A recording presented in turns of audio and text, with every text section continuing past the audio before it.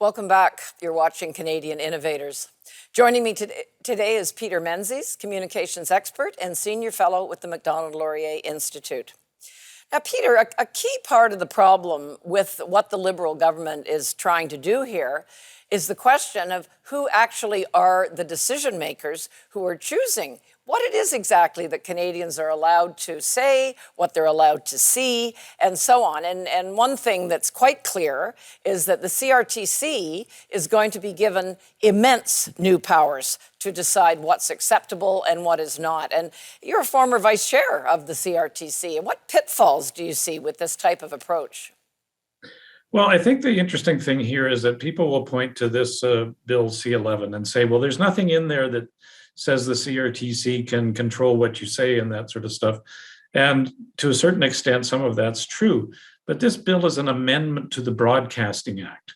So the Broadcasting Act is going to apply to the online world. And what you have in the Broadcasting Act is phrases like the CRTC must ensure that all broadcasting is of good standard, right? Which gives you a lot of leeway to be able to do that.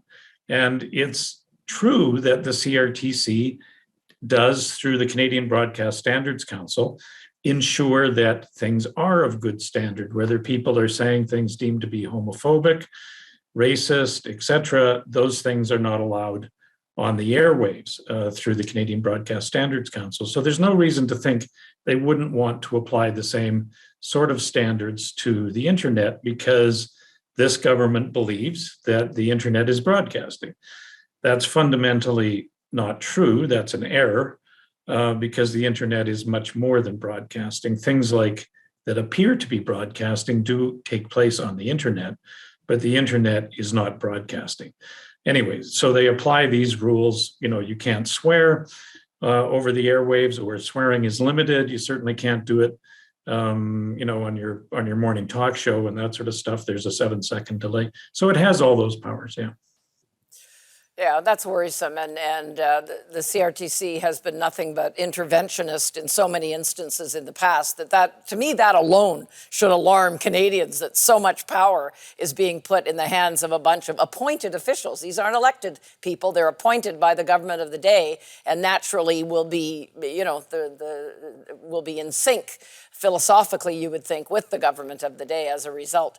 Another problem that has been pointed out is that the process to decide exactly which media outlets are going to be favored, what kind of content will be approved or not, is going to be quite secretive. I mean, it's one thing to say to Canadians, you know, we're going to be putting much more regulation on the internet in general and how you use it.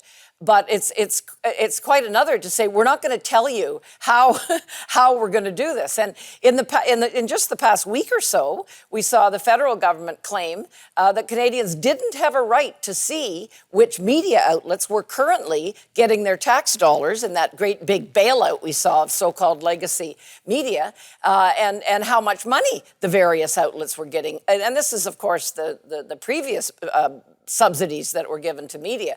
So this, to me, the secretiveness of it is almost as worrisome as what is being targeted in this. And of course, it's more taxpayer dollars going, you know, being anteing up to basically to fund this new regime. So, you know, that to me is also a very worrisome element of this. What do you think about that?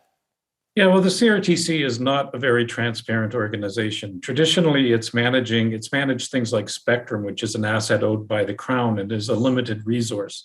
And then cable, which is a one-way system of communication, not a multiple communication system like the internet is. So it makes it quite, that's going to be a big challenge for them. But one of the bigger concerns, as you point out, is transparency. We don't know, because the CRTC is generally not consumer focused. There aren't posted minutes of the meetings. There aren't recorded votes for us to know, let alone, you know, which commissioner voted in favor, which commissioner voted against.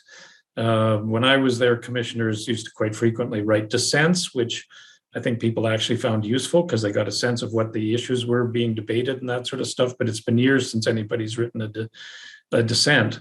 And without recorded votes and that sort of stuff, how what accountability is there to that? How do you know who voted for what and why and how and that sort of stuff? So that's something that really needs to be addressed if the government is going to meet its big promise of transparency when it Indeed, was and the first elected. potential for abuse as well.